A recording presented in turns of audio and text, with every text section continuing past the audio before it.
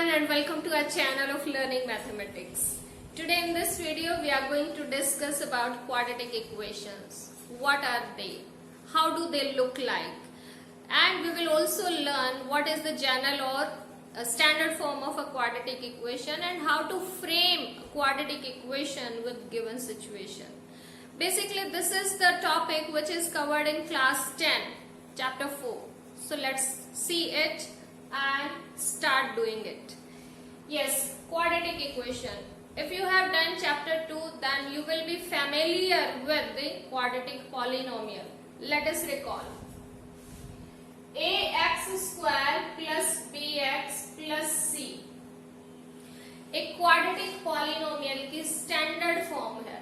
Standard form यानी कि a, b और c, यहाँ पर a, b and c, these are all real numbers and x is here variable.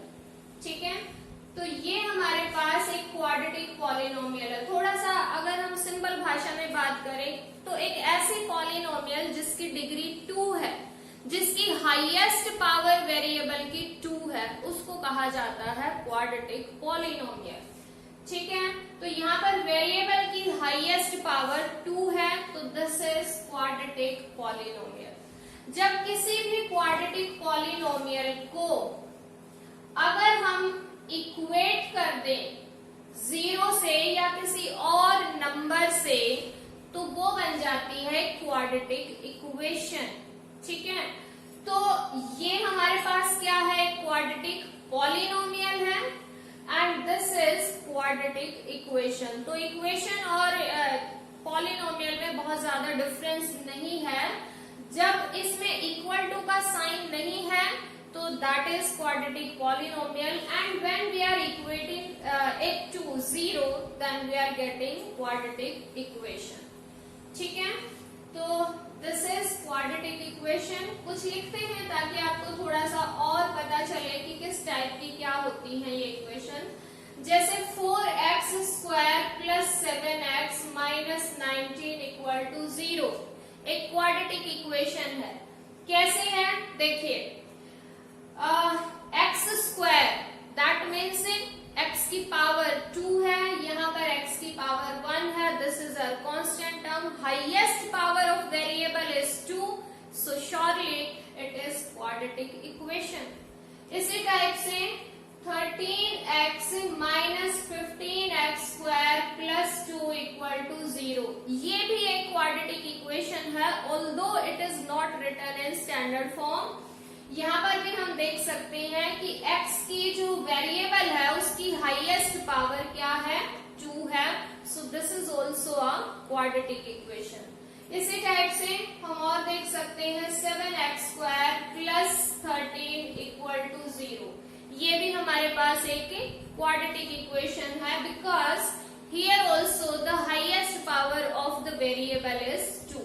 x की power 2 है, 1 होना कोई जरूरी नहीं है. बेसिकली इसकी भी दो कैटेगरी हैं. एक होती है हमारे पास प्योर क्वाड्रेटिक इक्वेशन एंड दूसरी हमारे पास है सिंपली क्वाड्रेटिक इक्वेशन और सिंपल या फिर इसको कंप्लीट भी बोलते हैं, कंप्लीट क्वाड्रेटिक इक्वेशन. ठीक है, तो ये टर्म्स आप याद रख सकते हो अगर चाहो तो, बाकी बहुत ज्यादा जरूरी नहीं है. These are not mention in NCERT. So pure quadratic equation क्या है, जिसमें हमारे पास लीनियर टर्म ना हो.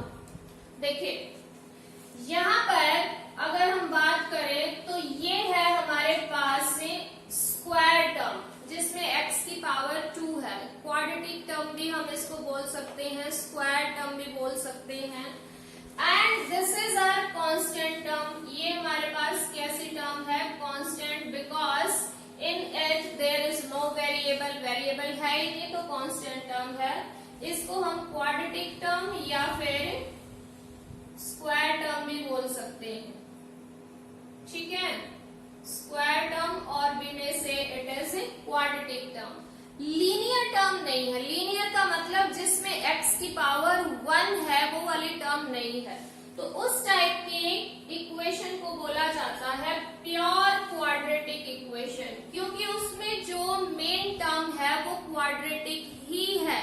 उसके अलावा जो x की पावर 1 वाली टर्म है वो वहां पर अवेलेबल नहीं है, तो इस टाइप की इक्वेशन को बोला जाएगा pure quadratic equation. And simple और कंप्लीट क्वाड्रेटिक इक्वेशन जिसमें तीनों टर्म हो, स्क्वायर टर्म भी होनी चाहिए, लीनियर टर्म भी है और फिर कांस्टेंट टर्म भी है, दैट इज सिंपल और कंप्लीट क्वाड्रेटिक इक्वेशन। जैसे अगर हम बात करें तो यहाँ पर हमारे पास ये तीन टर्म है, स्क्वायर टर्म भी है, लीनियर टर्म भी है और कांस्टेंट टर्म भी है। सो this is a complete quadratic equation. So I hope till now you have understood what are quadratic equations. Quadratic equations क्या है? एक ऐसी इक्वेशन जिसमें highest power of variable is 2. So those equations are known as quadratic equations. अब हम बात करते हैं इसकी स्टैंडर्ड या फिर जनरल फॉर्म की। जनरल फॉर्म क्या है? तो लेट अस डिस्कस स्टैंडर्ड और जनरल फॉर्म। जनरल फॉर्म जो हमने शुरुआत की थी लगभग वही है इसकी, ax² plus bx plus c equal to 0। This is called standard और general form of a quadratic equation. Here it is mention that a, b, c all are real numbers but a is not equal to 0. a can't be equal to 0. ये तीनों real number हैं। अब आप सोचोगे कि real number तो 0 भी होता है, तो a, b, c 0 भी हो सकते हैं। Yes of course b and c can be 0 but a can't be, क्योंकि अगर हमने यहाँ a 0 लिया then this equation changes as 0x² plus bx plus c equal to 0 and 0 into any term will become 0 and then no need to write this 0. This will become bx plus c equal to 0, जो कि of course एक quadratic equation नहीं है, because here the power of x is 1, it is not 2. Highest power of a variable is 1, so it is not a quadratic equation. तो that means A B C real numbers हैं, undoubtedly ये कोई भी real number हो सकते हैं, but ए पे condition है that can't be equal to 0। B and C दोनों 0 हो सकते हैं, देयर इज नो इश्यू, कोई प्रॉब्लम नहीं है, ठीक है। तो this is standard form of a quadratic equation. आप इसको याद करने के लिए ऐसे भी याद करोगे कि सबसे पहले हमारे पास स्क्वायर टर्म आएगी, स्क्वायर टर्म का जो कोफिशिएंट होगा यानी कि उसके साथ जो नंबर मल्टीप्लाइड होगा that will be a, then x linear term के साथ जो कोफिशिएंट होगा that will be b and constant term will be c। तो इस ऑर्डर में अगर लिखा है then that is known as standard form of the quadratic equation. एक छोटा सा क्वेश्चन आपके लिए, जल्दी से बताइए मुझे, 7x plus 4x² plus 13 equal to 0। Yes, what is the value of a here? What is value of a? अगर हम इसको कंपेयर करें इससे, then what is a? 4। x² का coefficient is called a, so a is 4. What is value of b? 7. Very correct. And constant term is 13. यानी कि अगर इनका ऑर्डर चेंज भी है तो भी आपको जो है कंसीडर करना है कि a को आप क्या कहोगे? कोफिशिएंट ऑफ x², स्क्वायर वाली टर्म के साथ जो नंबर है that is always a, linear term के साथ जो है that is always b and constant term is c। ये जो है स्टैंडर्ड फॉर्म इसकी होगी। अगर इसी को हम रीअरेंज करके लिखना चाहें स्टैंडर्ड फॉर्म में, so it will be 4x² plus 7x plus 13 equal to 0। तो ये हमने इसको स्टैंडर्ड फॉर्म में लिख दिया है। I think it is clear how to write any equation in standard form. So this is all clear and now we are moving forward. हमारे पास एनसीईआरटी में क्वेश्चन नंबर 1 है टू चेक करें कि क्या ये इक्वेशंस जो है क्वाड्रेटिक है या फिर नहीं है। तो हम क्या करेंगे, उनको सिंप्लीफाई करेंगे, लेफ्ट साइड में सारी टर्म्स रखेंगे और राइट साइड को क्या बना देंगे, 0, एंड देन फिर चेक करेंगे कि क्या इस इक्वेशन में हाईएस्ट पावर 2 है या फिर नहीं है। अगर हाईएस्ट पावर 2 है then surely that will be a quadratic equation, otherwise it will not.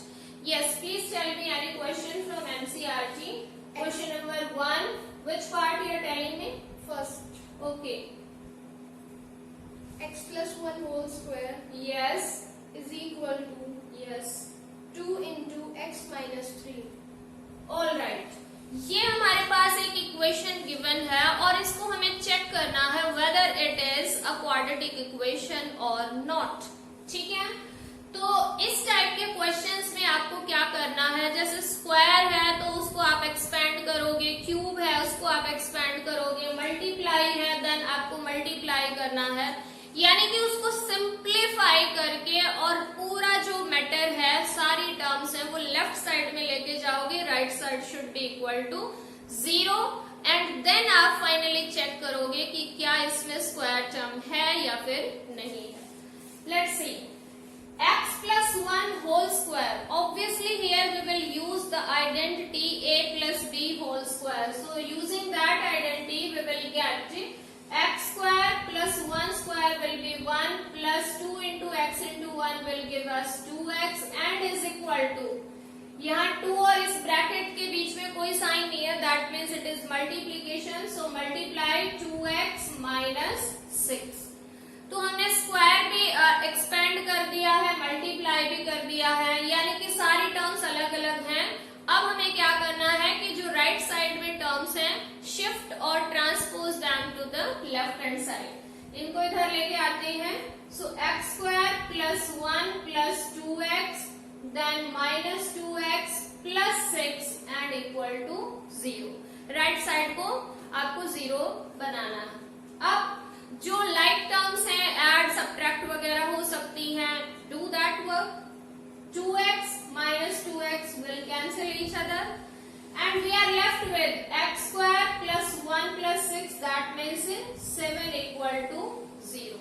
ये हमारे पास एक इक्वेशन बच गई है। अब इसमें आपको क्या चेक करना है कि ये क्वाड्रेटिक है या नहीं। उसके लिए सिंपली आपको ये देखना है कि जो वेरिएबल है यानी कि x है उसकी हाईएस्ट पावर 2 होनी चाहिए, यानी कि ना 2 से ज्यादा ना 2 से कम। 2 से लेस होगी तो भी वो क्वाड्रेटिक नहीं है और 2 से ज्यादा है तो भी वो क्वाड्रेटिक नहीं है। तो यहाँ पर highest power of the variable is 2, so surely it is a quadratic equation. Since degree of, और हाईएस्ट पावर को क्या कहा जाता है, degree. So since degree of this equation is 2, so therefore x square plus 7 equal to 0 is a quadratic equation। Quadratic equation ये है। So in this way you need to solve the questions which are related to how to check whether the equation is a quadratic equation or not। Let us solve one more question out of these 7 or 8 parts. Yes, please tell me. X square minus 2x. X square minus 2x is equal to, yes, minus 2 into minus 2 into 3 minus x. 3 minus x. All right. So this is again we are given. We need to check whether it is quadratic equation or not. तो यहाँ पर अब हमें क्या दिखाई दे रहा है, लेफ्ट साइड देखिए, two terms are simplified way में है, कोई multiply, square, cube, nothing else is there. यहाँ पर हमें जो है एक प्रोडक्ट दिखाई दे रही है -2 और इसके साथ ही ब्रैकेट है, that means there is a multiplication और base and moreover it is in right hand side, so we need to transpose that to the left hand side making the right hand side equal to 0। So let us do that work. X square minus 2x is equal to -2 multiplied by 3 will give us -6, then -2 and -x will give us +2x. Now these are in simplified way. Now shift that to the left hand side. So x square minus 2x, then plus 6, then minus 2x equal to 0. And now we can arrange these. Minus 2x and minus 2x will give us minus 4x plus 6 equal to 0. फिर से वही चीज check करनी है कि highest power of the variable should be 2. ठीक है, और यहाँ पर 2 ही है. हाईएस्ट वर्ड में यूज कर रही हूँ क्योंकि हमें उससे कम है या नहीं है उससे कोई ज्यादा लेना देना नहीं है, उससे ज्यादा है या नहीं है उससे कोई लेना देना नहीं है. हाईएस्ट सबसे बड़ी पावर 2 होनी चाहिए, 2 से ज्यादा नहीं होगी. तो x की पावर यहाँ 2 है, x की पावर यहाँ 1 है. This is constant term. तो सबसे बड़ी पावर x की 2 ही है यहाँ पर. सो surely it is a quadratic equation. यही लाइन आप यहाँ लिख सकते हैं. Since degree of this equation is 2, so therefore this is a quadratic equation. Very simple. So in this way you can complete your question number 1. And now we are moving. Excuse me, ma'am. Yeah. Please do tell me one more question. Yeah, sure. It's x plus 2 cube X plus 2. whole raised to मतलब cube Yes, x plus 2 whole cube. Yes. is equal to हाँ. 2x Yes. into x square minus 1. Minus 1. Okay. So this is one more question out of these parts. So let us see whether this is a quadratic equation or not. See here in the left hand side it is the whole cube. So we need to use again here the identity a plus b whole cube. और इसके लिए of course आपको याद होनी चाहिए वो identity. But right side it is simple. We need to multiply this 2x and this bracket. वो आप easily कर सकते हो. यहीं पे मुझे पता है कि आप अटकोगे. तो इसके लिए मैं ये आइडेंटिटी यहाँ पर लिख रही हूँ. तो आपको जो है ये याद रखनी चाहिए. a plus B whole cube is equal to a cube plus b cube plus 3a square b and plus 3ab square. So this is the identity which we are going to use here to expand this LHS of this equation. So in place of a, वहां पर a है, यहाँ पर क्या है x है, वहां b है, यहाँ पर 2 है. तो जस्ट सिंप्लीफाई.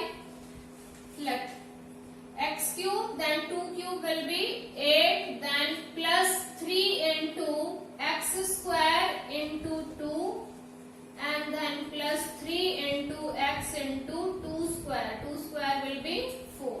राइट साइड में मल्टीप्लाई करेंगे. 2x into x square will give us 2x cube then minus 2x. तो ये हमारे पास सिंप्लीफाइड वे में आ चुकी है. राइट साइड अब हम ट्रांसपोज कर लेंगे लेफ्ट हैंड साइड एंड देखेंगे कि कौन सी टर्म कैंसिल हो रही है या फिर ऐड या सब्ट्रैक्ट कैसे. Let us check. x cube then this term 6x square then this term plus 12x minus 2x cube plus 2x and plus 8. All the terms are written and right side has become now 0. Which are like terms here?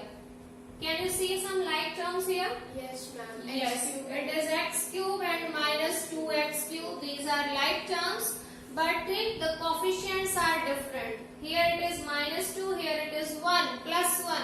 So, what we will be left with? Minus x cube.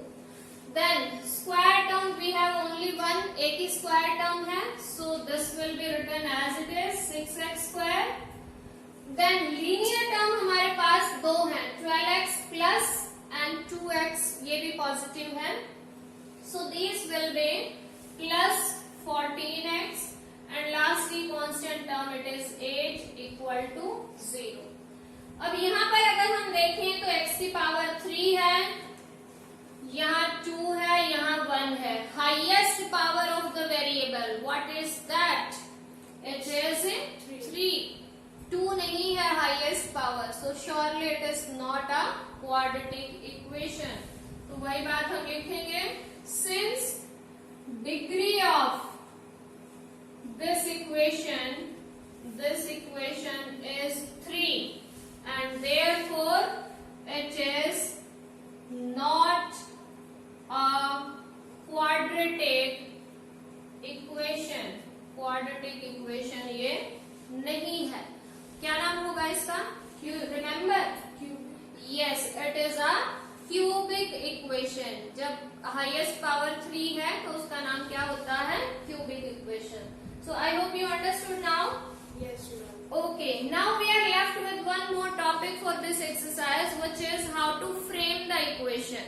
ठीक है कि equation जैसे ये हमारे पास एक तरह से बनी बनाई थी, हमने चेक करना था सिंप्लीफाई करके उनको. अब हमें कुछ सिचुएशंस प्रोवाइडेड हैं और उन सिचुएशंस की हेल्प से हमें क्वाड्रेटिक इक्वेशन फ्रेम करनी है. Remember in this chapter solving the equation is not that much difficult for some students. Framing the equation they are finding that difficult. तो आपको जितनी भी प्रैक्टिस हो सके इस टाइप के क्वेश्चंस की उतनी आपको करनी चाहिए. फ्रेमिंग द इक्वेशन, उसके बाद उसको बाद में सॉल्व कर सकते हैं. So we are going to do some of the situational questions and how to deal with those questions. हम एनसीईआरटी के सारे ही एक तरह से पार्ट्स करेंगे और इसके बाद कुछ अलग भी हो सकते हैं. Let's see.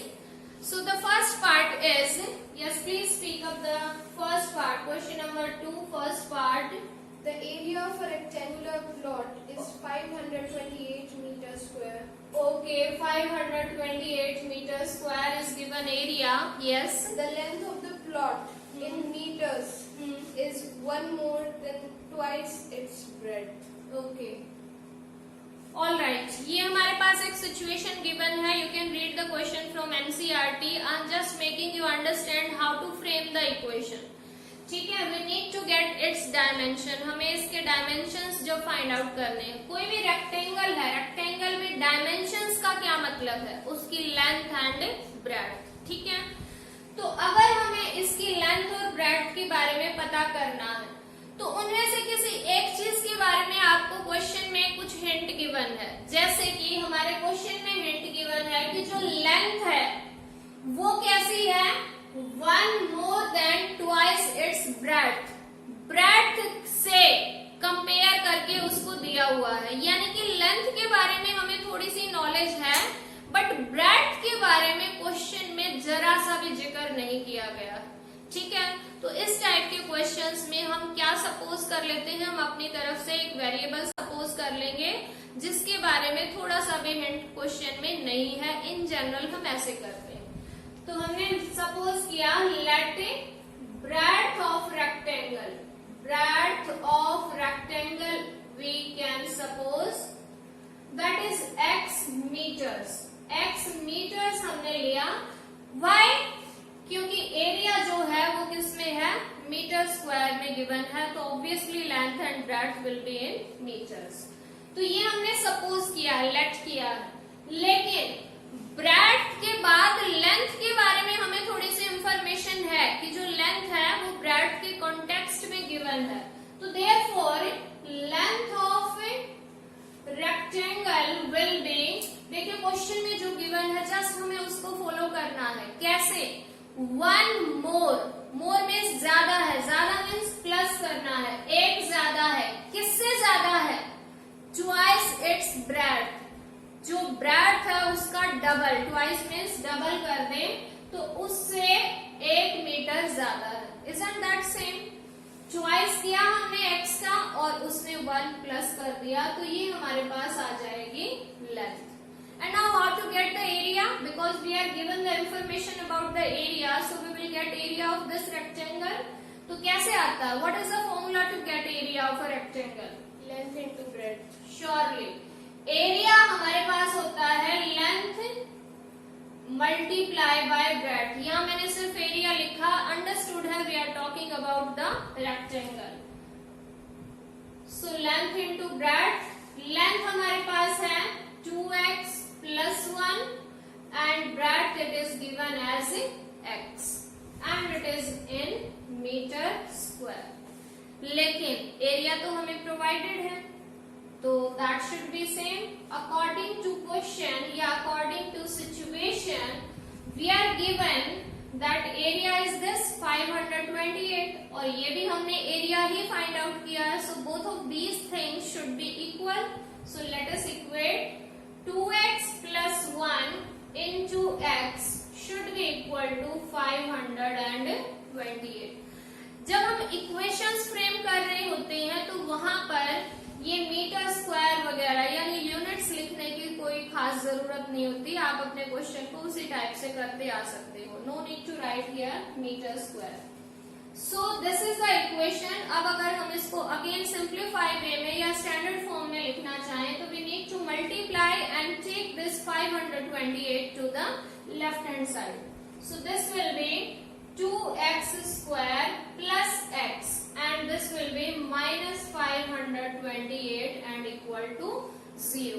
Isn't that a square, or you may say quadratic equation, because here the highest power of the variable is 2. So this is how to frame a quadratic equation out of a given situation which will be given in the question.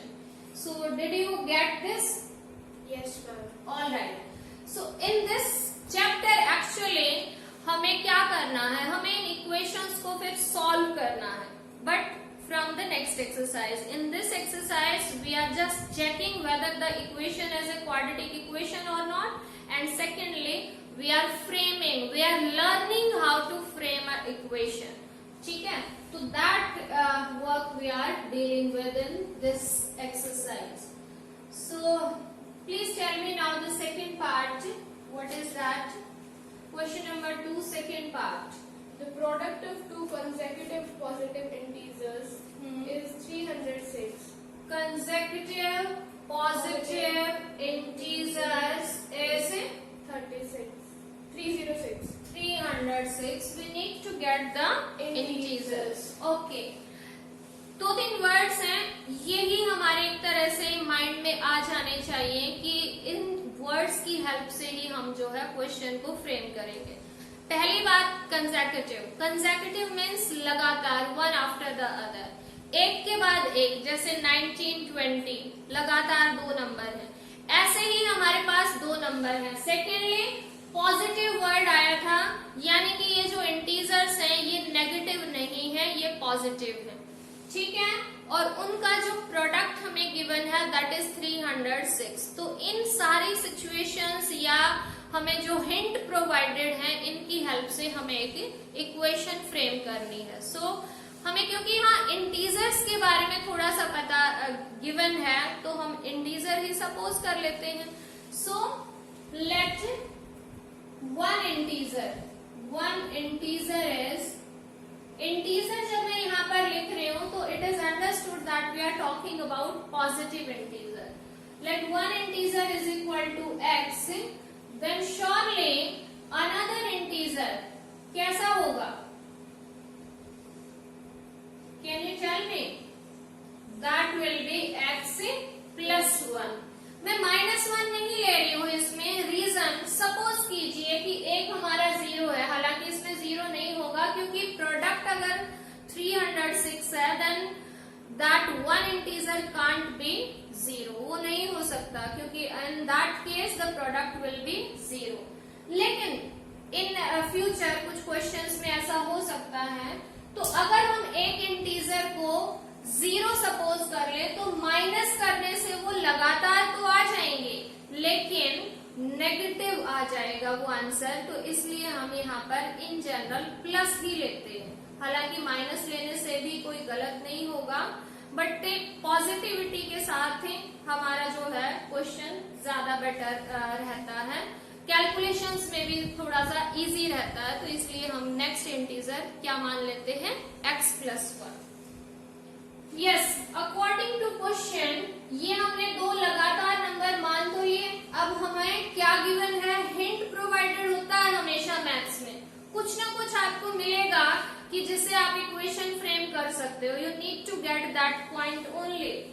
Product is given 306, product यानी multiplication किन की? इन दो numbers की कर देते हैं, ये तो गिवन है।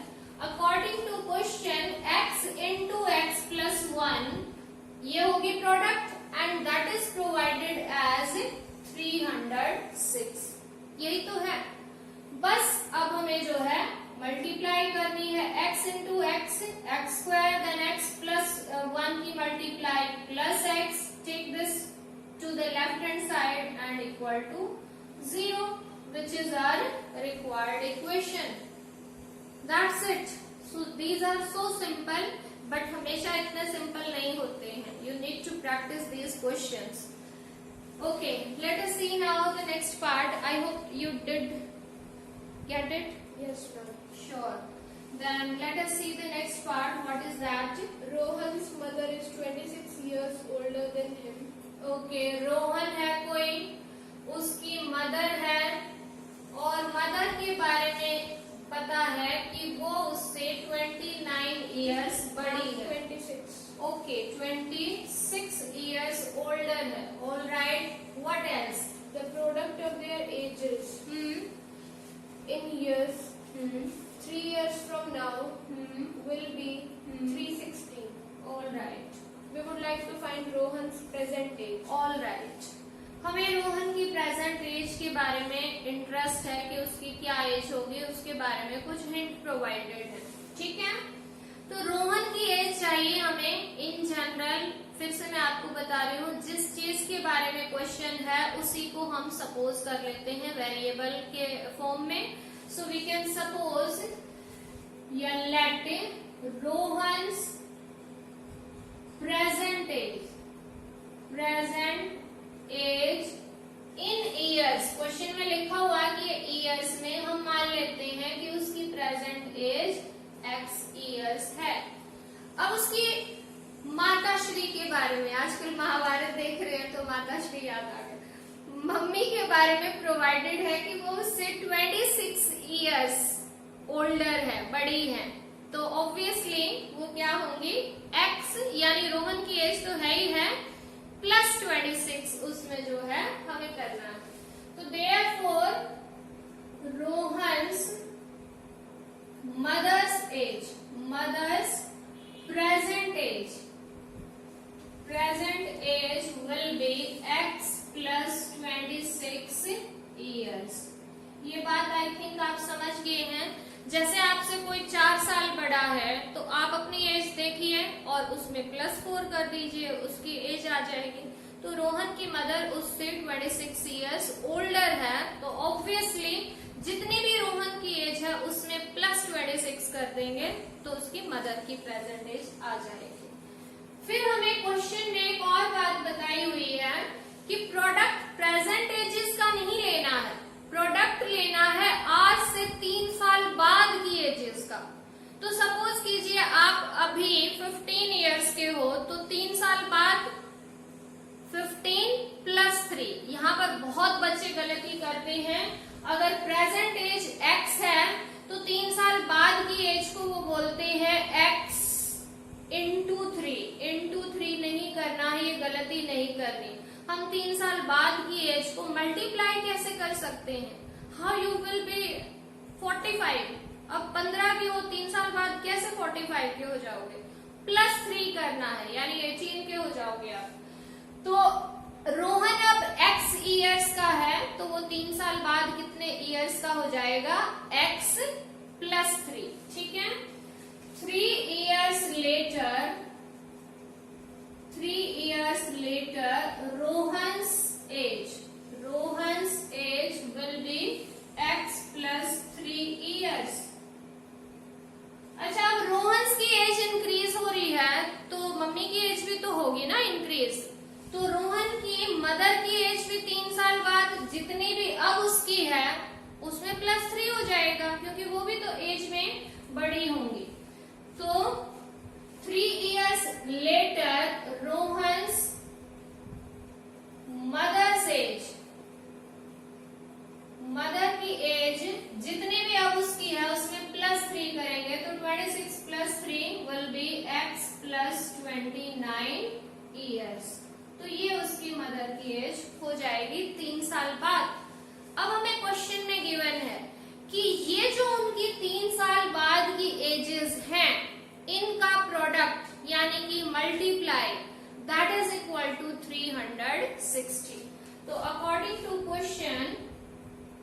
according to question we are given that x plus 3 यानी कि रोहन की एज 3 साल बाद, x plus 29 रोहन की मम्मी की एज 3 साल बाद, और दोनों के बीच में मैंने कोई साइन नहीं लगाया यानी कि प्रोडक्ट है, and that is equal to 360। Simple, बहुत ज्यादा मुश्किल नहीं है। क्वेश्चन को जस्ट आपने स्टेप बाय स्टेप बड़ी केयरफुली रीड करना है and then you need to go accordingly. Yes, now we are having these two linear terms. We need to multiply these. So let us multiply x into x, x square, then x into 29, 29x, then 3 into x, 3x, and 3 into 29, 87. And this minus 360 and equal to 0. Like terms हैं, add कर देते हैं। So x square 29 plus 3 will be 32x, and it is negative, negative बड़ी term है, positive छोटी है, तो obviously sign negative आएगा, -273, and it will be 15 minus 8 7 minus 273 equal to 0. So we got this quadratic equation which was there according to the situation provided to us. Rohan की present as x मानी है, mother की as के बारे में खुद question में गिवन है, आपको जस्ट उसको रीड करना है कि वो उससे 26 इयर्स बड़ी हैं, तो x रोहन की एज प्लस 26 उसकी मम्मी की एज हो जाएगी। 3 साल बाद किसी की भी एज अब जितनी भी है 3 साल बाद निकालनी है, तो सिंपली क्या करना है, उसमें 3 ऐड कर देना है, तो x थी रोहन की एज 3 साल बाद x प्लस 3 हो गया, मम्मी की भी एज 3 साल बाद x प्लस 29 हो गई है, और अब जस्ट हमें इनका प्रोडक्ट करना है। ये भी क्वेश्चन में गिवन था, पता नहीं लोग क्यों मैथमेटिक्स को इतना बुरा या डिफिकल्ट मानते हैं। It is so easy and everything is provided in the question. We have multiplied these two terms and is equal to 360. ये भी provided था क्वेश्चन में कि उनकी प्रोडक्ट जो है 360 है। इसके बाद जस्ट हमने सिंप्लीफाई किया, ठीक है, तो अपने आप हमने बस ये मल्टीप्लाई किया, नथिंग एल्स। एक रोहन की एज हमने x मानी थी, ये काम अपने आप किया, बाकी सब कुछ क्वेश्चन में था, हमें जस्ट उसको ध्यान से पढ़ना है। So I hope you got this question now and we are left with one more question. वो थोड़ा सा कई बार बच्चों को डिफिकल्ट लगता है। Let's learn that in easy way. Yes, what is that, please tell me. A train travels a distance of 480 kilometer at a uniform speed. Okay, uniform speed पे 480 kilometre की जर्नी वो कवर करती है। Okay, If the speed had been 8 kilometer per hour less, okay, minus कर दें, then it would have taken 3 hours more to cover the same distance. Okay, 3 hours। We need to find the speed of the train. Alright, एक train है 480 kilometre की journey cover करती है, uniform speed पे चल रही है। यूनिफॉर्म का मतलब एक जैसी, ना कम ना ज्यादा, ठीक है, तो यूनिफॉर्म स्पीड पे चल रही है, ऑब्वियसली कुछ ना कुछ उसको टाइम लगेगा वो जर्नी कवर करने में। तो हमने जो है क्या किया फिर उसके बाद, यानी कि उस सिचुएशन को थोड़ा सा चेंज किया कि अगर उसकी स्पीड 8 किलोमीटर पर आवर कम हो जाए जितनी भी उसकी पहले थी, तो स्पीड कम होगी, तो सोच के देखिए क्या होगा। अगर आप धीरे धीरे चलना शुरू कर दोगे, जाना वही है घर से स्कूल तक, तो धीरे धीरे चलोगे तो क्या होगा, टाइम ज्यादा लगेगा। तो ऐसे ही ट्रेन को वो स्लो अगर स्पीड हो जाएगी तो क्या होगा, उसको जितना टाइम लगता था उससे 3 घंटे ज्यादा टाइम लगा है। और फिर हमें क्या पता करना है कि what is the speed of train, यानी यूजुअल या जो यूनिफॉर्म स्पीड थी उसके बारे में हम बात कर रहे हैं। तो जो चीज फाइंड आउट करनी है, अगेन वही लॉजिक है, नथिंग एल्स, उसी को हम सपोज कर लेते हैं, ठीक है। लेट स्पीड ऑफ यूजुअल लिख सकते हो आप, या फिर यूनिफॉर्म लिख सकते हो, या फिर इनिशियल लिख सकते हो। इनिशियल यानी स्टार्टिंग की, initial speed of train. Given नहीं है, ये हम खुद सपोज कर रहे हैं। ये हमने मान लिया x किलोमीटर पर आवर, यानी कि वो 1 घंटे में x किलोमीटर चल रही है। हमें नहीं पता कितना चल रही है, ये हमने सपोज कर लिया। अब हम एक सिचुएशन जो है गिवन है उससे एक इक्वेशन बनाना चाहते हैं, ठीक है। डिस्टेंस कवर्ड ये हमें पता है, क्वेश्चन में गिवन है 480 किलोमीटर। अब एक सिंपल सा फॉर्मूला, बहुत ही छोटी क्लास से आप सीखते आ रहे हो, distance by speed is always time, ठीक है। तो therefore time taken will be distance by speed. Distance here is 480 and speed is x. तो इतना उसको टाइम लगेगा। अब ये सारा सिचुएशन डिपेंड कर रही है x पे।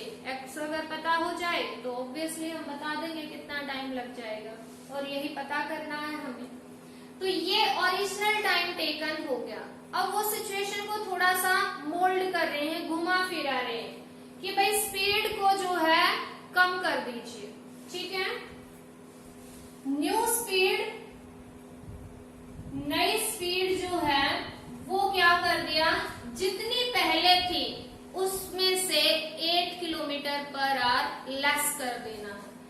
तो that will be x minus 8 kilometre per hour. ये हमारे पास नई स्पीड आ गई। इसको आप ऐसे समझ सकते हैं, मान लिया पहले 50 किलोमीटर पर आवर थी, अब उसमें से -8 कर दिया, यानी वो 42 किलोमीटर पर आवर उसकी नई स्पीड आ गई। तो इस तरह से ये नई स्पीड आ गई। ऑब्वियसली टाइम भी चेंज होगा। नाउ टाइम टेकन, नाउ या फिर न्यू टाइम, ये क्या हो जाएगा, फॉर्मूला तो सेम रहना है, डिस्टेंस भी सेम है, तो obviously that will be 480 divided by x minus 8। ये हमारे पास टाइम है। अब थोड़ा सा अगर क्वेश्चन में नहीं भी प्रोवाइडेड तो भी आप सोच सकते हैं, थोड़ी सी जनरल नॉलेज की हमें यहाँ पर जरूरत है। ये टाइम कब लग रहा था, जब वो यूजुअल यूनिफॉर्म स्पीड पे चल रही है। ये टाइम कब लगा, जब उसने स्पीड कम कर दी। तो ये टाइम क्या हो जाएगा, ज्यादा हो जाएगा। यानी ये घंटे ज्यादा हैं, ये घंटे कम हैं, और ये कितने ज्यादा हैं वो भी पता है। कितने हैं, 3 आवर्स। ये भी क्वेश्चन में गिवन है। जैसे पहले 5 लग रहे थे, अब 8 लग रहे हैं, तो 8 minus 5 will be equal to 3, ठीक है। बस यही करना है। अकॉर्डिंग टू क्वेश्चन, ये वाला टाइम क्योंकि ये ज्यादा है, 480 डिवाइडेड बाय x माइनस 8, इसमें से अगर ये पिछले वाला टाइम हम माइनस कर दें, देन कितने घंटे का डिफरेंस आता है, 3 आवर्स। होगी ये सिचुएशन क्रिएट। अब इसको सिंप्लीफाई करना, यहाँ पर हमें डिनोमिनेटर में x मिल गया है, तो ये थोड़े सा कई बार बच्चों को लगता है दिक्कत है, ऐसा कुछ नहीं है। एलसीएम लेना आप सीख चुके हो, पहले से आता है, यहाँ जस्ट हमें एलसीएम लेना है। So let's have LCM of these two terms. Different अगर हमारे पास डिनोमिनेटर्स हैं तो ऑब्वियसली उनकी मल्टीप्लाई एलसीएम हो जाएगी। तो x into x minus 8 that is LCM, and x minus 8 से जब इसको डिवाइड करेंगे तो we will be left with x only, क्योंकि x माइनस 8 कैंसिल हो जाएगा। So it will be 480 into x. Then we have a negative sign in between, so minus sign. इसके बाद x से जब इसको डिवाइड करेंगे तो x से x cancel, we will be left with x minus 8 और x minus 8 की इससे मल्टीप्लाई करेंगे, 480 into x minus 8 and is equal to है 3, जिसको 3 को हम लिख सकते हैं 3/1, ऐसे भी लिख सकते हैं। और इसके बाद हमें इसको सिंप्लीफाई करना है, 480x माइनस इनकी मल्टीप्लाई करेंगे 480x, माइनस माइनस प्लस हो जाएगा 8 एंड 48 की मल्टीप्लाई, 8 8 64 एंड 8 4 32, 3 8